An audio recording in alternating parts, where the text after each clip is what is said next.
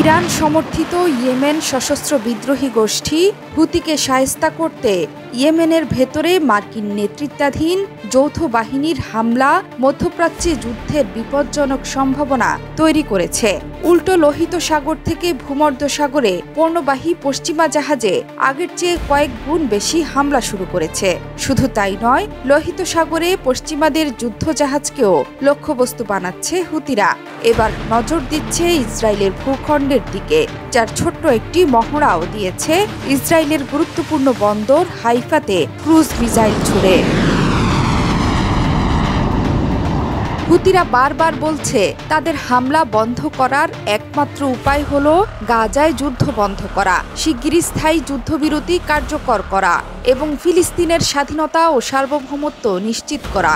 কিন্তু হুতিদের কথায় কান দেয়নি পশ্চিমারা, পাত্তা দেয়নি ইসরায়েলও।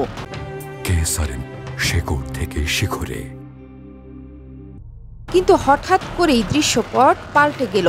আবারও আলোচনায় ইসরায়েলের গুরুত্বপূর্ণ ডিমোনো পারমাণবিক বিদ্যুৎ ও গবেষণা কেন্দ্র। পশ্চিমা গোয়েন্দা সূত্রের কাছে খবর আছে হুতিরা এবার এই ডিমানো পারমাণবিক বিদ্যুৎ কেন্দ্রটিকেই লক্ষ্যবস্তু বানাতে পারে। এখানে মনে করা যেতে পারে ইসরায়েলের এই নাজুক পারমাণবিক কেন্দ্রটি চলতি বছরেই বেশ কয়েকবার শিরোনামে এসেছিল। এই কেন্দ্রের কম্পিউটার সিস্টেম ইরানের হ্যাকার দখলে নিয়ে গুরুত্বপূর্ণ সব ডেটা হাতিয়ে নেয় বলে অভিযোগ করেছিল তেল আবিব। তবে এই অভিযোগ অস্বীকার করেছে তেহরান। এরপর ইরানের প্রতিশোধমূলক ট্রু প্রমিস অপারেশনের সময়ও এই কেন্দ্রটিকে লক্ষ্যবস্তু করা হয়েছে বলেও অভিযোগ করেছিল ইসরায়েল।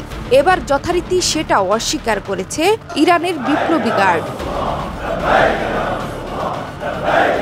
ইসরায়েলের গণমাধ্যম মারিফ এক প্রতিবেদনে জানিয়েছিল, কিছু স্যাটেলাইট চিত্রের বিশ্লেষণে দেখা গেছে গত 13 এপ্রিল ইরান থেকে ছোড়া মিসাইলগুলোর অন্তত একটি ডিমোনা পারমাণবিক একটি ভবনে আঘাত এবং এর আশপাশে আরও 2টো ভবনকে ক্ষতিগ্রস্ত করেছে।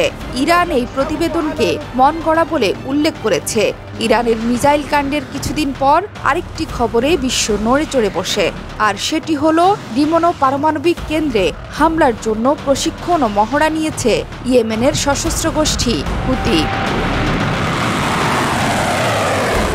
লেবাননের আল মায়াদিন টিভি চ্যানেলের এক প্রতিবেদন সূত্রে ইরানের রাষ্ট্রীয় বার্তা সংস্থা ইরনা জানিয়েছে, ইয়েমেনি বাহিনী আওয়ার পাথস লিডস টু আল কুদস শিরোনামে এক সামরিক মহড়া চালিয়েছে।